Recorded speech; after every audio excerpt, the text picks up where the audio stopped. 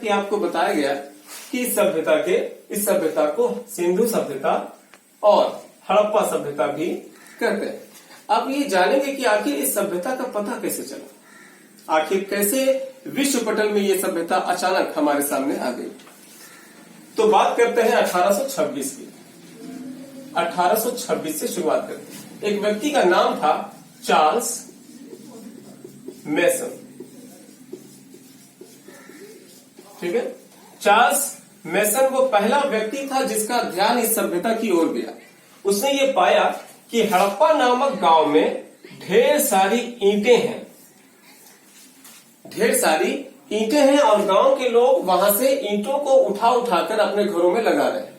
ठीक है, ये पहला ध्यान किसका गया? चार्ल्स मेसन का गया। इसने अंग्रेज अधिकारियों से इस बात को कहा कि एक ऐसा स्थान है जहां पर ढेर सारी ईंटें हैं और वहां की ईंटें लोग जो है वो उठाकर ले जा रहे हैं। लेकिन अंग्रेज अधिकारियों ने उसकी नहीं सुनी। इसके बाद एक दौर आया, जो दौर था 1853 से 1856। ठीक है, ये वो दौर था। इस दौर में इंडिया में रेलवे लाइन बिछाए जाने का काम शुरू हुआ। ठीक है, और रेलवे लाइन बिछाने के क्रम में पाकिस्तान, अभी का जो पाकिस्तान है, वहां के दो स्थानों लाहौर और कराची, इन दोनों स्थानों को रेलवे लाइन से जोड़ने के लिए रेलवे ट्रैक बिछाया जा रहा था। ठीक है, इसी दौरान इस सभ्यता के ईंटों को पटरियों में भी लगा दिया गया। जैसे जैसे वहां से ईंटें निकलती गईं, वो सभ्यता जो है वो, उस सभ्यता के स्थान जो है वो 1853 से 1856 का दौर, ये वो दौर था जब रेलवे लाइन भारत में बिछाए जा रहे थे और लाहौर से कराची के बीच जो है वो पटरियां बनाई जा रही थी। ठीक है, और इनको बनाने के दौरान हड़प्पा सभ्यता से ईंटें जो है वो लगातार वो लोग निकालते रहे। धीरे धीरे एक व्यक्ति था जिसका नाम था कनिंघम की नजर जो है वो वहां पे पड़ी कि एक ऐसा स्थान है जिसमें ढेर सारी ईंटें हैं और वो जमीन के अंदर दबा पड़ा है, पता नहीं ये क्या है। तो कनिंघम महोदय, आपने अपने बुक में देखा होगा कि कनिंघम का भ्रम एक टॉपिक है, आप उसको पढ़ सकते हैं। कनिंघम महोदय ने इसके बावजूद भी इसके ओर कोई ध्यान नहीं दिया, शायद इसलिए कि वो नहीं चाहते थे कि भारत के इतिहास के साथ एक सुनहरा चैप्टर जुड़ जाए सिंधु सभ्यता के रूप में। तो आगे बढ़ते हैं हम लोग, और ये वही दौर है। एक चीज और आप लोगों को बताना चाहूंगा कि भारत में पहली रेल जो है वो इसी दौर में शुरू हुई थी, मुंबई से थाने तक। आप लोग जानते भी होंगे 34 किलोमीटर रेल जो है वो चलाई गई थी। ठीक है, आगे बढ़ते हैं हम लोग। उसके बाद 1921 में जिस समय भारतीय पुरातत्व विभाग के डायरेक्टर जनरल जॉन मार्शल थे।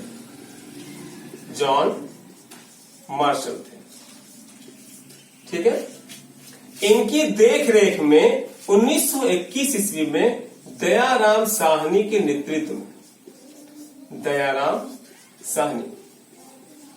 ये टॉपिक महत्वपूर्ण है, आप लोग इसे ध्यान से सुनेंगे। 1921 ईस्वी में जब भारतीय पुरातत्व विभाग के डायरेक्टर जनरल जॉन मार्शल थे, इनकी देखरेख में दयाराम साहनी के नेतृत्व में इस सभ्यता की खुदाई का काम शुरू हुआ। सबसे पहली बार हड़प्पा की खुदाई का काम शुरू हुआ। जल्द ही एक बहुत बड़ी सभ्यता के अस्तित्व का प्रमाण सामने आया। अब ये सभ्यता सिर्फ भारत की सभ्यता नहीं थी, बल्कि ये पूरे विश्व में फैल चुकी थी। कहने का अर्थ ये है कि इस सभ्यता की चर्चा जो है वो पूरी दुनिया में फैल चुकी थी कि भारत एक ऐसा देश है जिसके साथ हड़प्पा सभ्यता का नाम अब जुड़ चुका था। ठीक इसके एक साल के बाद यानी कि 1922 ईस्वी में 1922 ईस्वी में एक व्यक्ति हैं जिनका नाम है राखाल दास बनर्जी। राखाल दास बनर्जी के द्वारा मोहनजोदड़ो की खुदाई का काम भी शुरू हुआ। ठीक है, 1922 ईस्वी में राखाल दास बनर्जी द्वारा मोहनजोदड़ो की खुदाई का काम भी शुरू हुआ।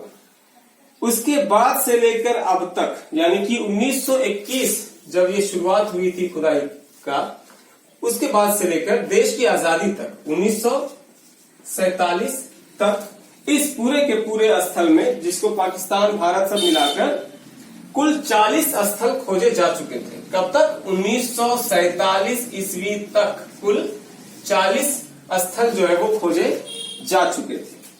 अभी वर्तमान में लगभग इस पूरे इलाके में, वर्तमान में अभी पूरे इलाके में 1400 से अधिक स्थलों का पता लगाया जा चुका है। कितने स्थलों का? 1400 से अधिक स्थल। अब आप अंदाजा लगा सकते हैं कि यह सभ्यता कितनी विस्तृत थी, कितनी फैली हुई थी। ये सभ्यता जो है, इसके जो मेन साइट्स है वो कहां कहां फैले हुए थे। मेन साइट्स कहां कहां थे? सबसे पहला अफगानिस्तान।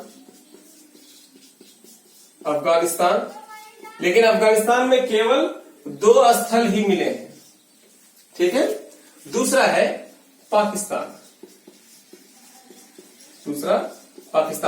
पाकिस्तान में कुल मिलाकर 475 स्थल सिंधु सभ्यता के या हड़प्पा सभ्यता के पाए गए। तीसरा जो है हमारा देश भारत, यहां से अब तक कुल मिलाकर 925 स्थल खोजे जा चुके हैं। अगर आपसे कोई ये पूछे कि हड़प्पा सभ्यता के सबसे अधिक स्थल किस देश में खोजे गए हैं, तो उसका आंसर होगा हमारा देश भारत। और भारत में भी अगर हम राज्यों की बात करें, स्टेट्स की बात करें, तो 925 में से सबसे अधिक स्थल जो है वो गुजरात में पाए गए हैं, गुजरात में खोजे गए। ठीक है। इसके अलावा गुजरात, कश्मीर, हरियाणा, उत्तर प्रदेश, राजस्थान, पंजाब, महाराष्ट्र, इस प्रकार के कुल 7 राज्य हैं जहां पर यह सभ्यता फैली हुई थी। हमारे देश के ये सारे राज्य हैं। अब बात करते हैं इसके विस्तार के बारे में। हड़प्पा सभ्यता का विस्तार क्या था? ठीक है, चलिए हड़प्पा सभ्यता का विस्तार शुरुआत करते हैं उत्तर में कश्मीर। उत्तर में कश्मीर का एक इलाका है जिसका नाम है मांडा। ठीक है। उत्तर में कश्मीर के मांडा से लेकर दक्षिण में महाराष्ट्र के दैमाबाद तक। ठीक है। पूर्व में यूपी यानी कि उत्तर प्रदेश के आलमगीरपुर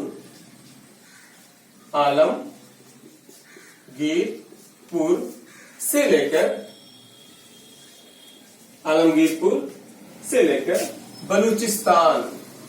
बलूचिस्तान अभी पाकिस्तान में है। ठीक है। और लगातार पाकिस्तान से आजादी की मांग जो है वो कर रहा है। हो सकता है कि वो जल्द ही आजाद हो जाए। ठीक है। बलूचिस्तान का एक स्थान है जिसका नाम है सुत्का गेंडोर तक। ये है सिंधु सभ्यता का विस्तार।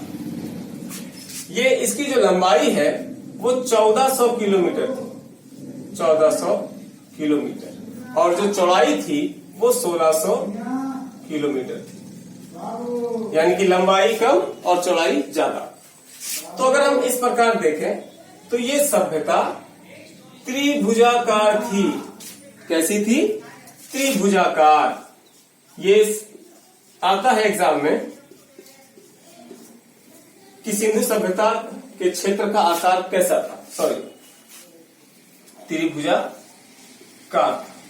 ठीक है। यह है सभ्यता का विस्तार कश्मीर से महाराष्ट्र और यूपी से बलूचिस्तान जो अभी पाकिस्तान में है और जल्द आजाद हो जाएगा। तो बच्चों अब हम बात करते हैं कि हड़प्पा सभ्यता क्यों महत्वपूर्ण थी, क्यों आपके बुक के पहले चैप्टर में सभ्यता को आपको पढ़ना है, आखिर इसकी विशेषता क्या थी। तो जानिए, इसकी विशेषता जो है वो दो चीजों में थी। पहली जो थी वो थी शहरी व्यवस्था। शहरी व्यवस्था, आपने गांव तो बहुत देखे होंगे, शहर भी बहुत देखे होंगे, लेकिन जरा सोचिए कि आज से 2350 ईस्वी पूर्व से 1750 ईस्वी पूर्व के बीच भारत में गांव नहीं था बल्कि शहर था। हड़प्पा सभ्यता एक ग्रामीण सभ्यता नहीं थी बल्कि एक नगरीय सभ्यता थी, एक शहरी सभ्यता थी। इसकी दूसरी विशेषता जो है वो है इसकी जल निकासी। जल निकासी, ड्रेनेज सिस्टम। आपने अभी देखा होगा नगर निगम में या गांव में कि सड़कों के किनारे किनारे नालियां जो है वो बनाई जा रही हैं और नालियां जो है खुली हुई हैं, ढकी हुई नहीं है। लेकिन सिंधु सभ्यता की अगर बात की जाए तो उस समय जो नालियां बनती थी वो ढकी हुई होती थी, पक्की नालियां बनती थी और उनको ऊपर से स्लेब से ढका जाता था। इसके अलावा पहले सड़क बनती थी, फिर नालियां बनाए जाते थे, उसके बाद जो है वो घर बनाए जाते थे। तो ये दो चीजें हैं जिस पर हम लोग डिस्कस करेंगे। पहला शहरी व्यवस्था, जिसको हम लोग टाउन प्लानिंग भी कह सकते हैं, और दूसरा जो है वो इसका जल निकासी व्यवस्था यानी कि ड्रेनेज सिस्टम। तो इस चीज को समझने के लिए हम ड्रॉ करके आपको बताएंगे।